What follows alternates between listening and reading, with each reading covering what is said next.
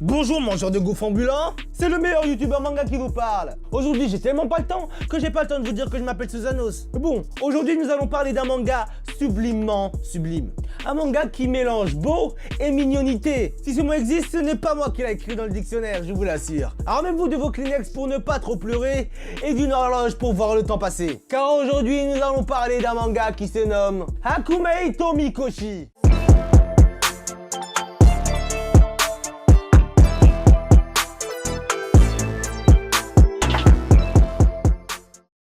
Ok, dans un monde où règne mignonité, c'est bien moi qui le dis, ouais et tout, c'est pas le manga puisque le manga, ils ont remarqué qu'ils ont fait un truc mignon. Mais ils ont pas assez de burn pour le dire. Nous allons suivre Mikoshi et Hakumei, deux jeunes amis ou connaissances. Pour ce synopsis, je vais un petit peu vous expliquer ce qui se passe dans la partie 1 de l'épisode 1.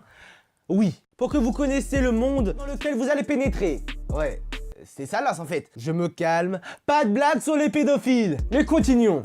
Nous allons suivre Hakumei et Mikoshi, qui se dirigent vers la maison de Mikoshi, avec sur leur dos un bon sang de gros meubles. Ah, excusez-moi, j'ai oublié de vous dire qu'ils mesurent pas grand chose en fait. Juste pour vous dire, même une feuille c'est plus grand qu'eux. En gros c'est Minimoys mais en plus mignon. Excusez-moi mais Minimoys c'était pas du tout mignon. Une fois arrivé chez eux, le facteur passa. Ça me rappelle une consigne, bon sang de bonsoir. Attendez, c'est ça le facteur? Oui, c'est ça le facteur. Bon, à ce que je vois, je dois rien dire. Il sait mieux de rien dire. Le facteur passa pour leur remettre le journal de la semaine. Et par la suite, Hakumei découvrit avec stupéfaction que quelqu'un avait observé un oiseau. Un fucking oiseau. Mais attention, ce mammifère, si c'en est un, puisque j'ai oublié le micro d'SVT, peut réaliser un vœu. Si vous réussissez à le voir lors d'un soleil se levant. Et comme vous l'aurez cru, Hakumei et Mikoshi décident de faire une longue péripétie pour aller rencontrer cet oiseau. Et bien sûr, ça ce n'est pas le but principal du manga. C'est pour vous dire ils vont rencontrer l'oiseau à la fin. Mais pas la fin de l'épisode 1, la fin de la première partie. Mais je pense qu'à chaque partie de l'épisode, il y aura quelque chose à nous apprendre. Mais bien sûr, dans cette première partie, c'était l'amitié. Peut-être. En fait, c'est comme vous le sentez, vous voyez? Et du coup, c'est comme ça que le manga commence. Ou peut-être qu'il a déjà commencé, mais ça on le sait pas. Mais bon, tout à l'heure j'ai dit que j'avais pas le temps et je vais continuer dans cette longueur. Ce manga il est vraiment atypique. Je sais pas qu'est-ce qui en dégage mais c'est vraiment merveilleux. Je pense avoir trouvé des nouvelles waifus. Hein Mikoshi et Hakumei?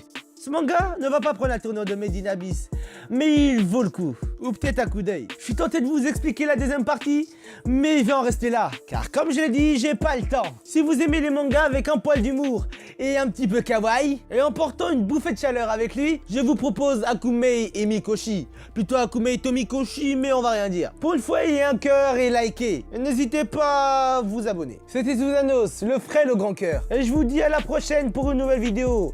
Puisque là, je sais pas, ça sera quoi? Ouais, peut-être un QET ou un ERD. Allez, je vous dis à plus pour un nouveau Everyday. Mince.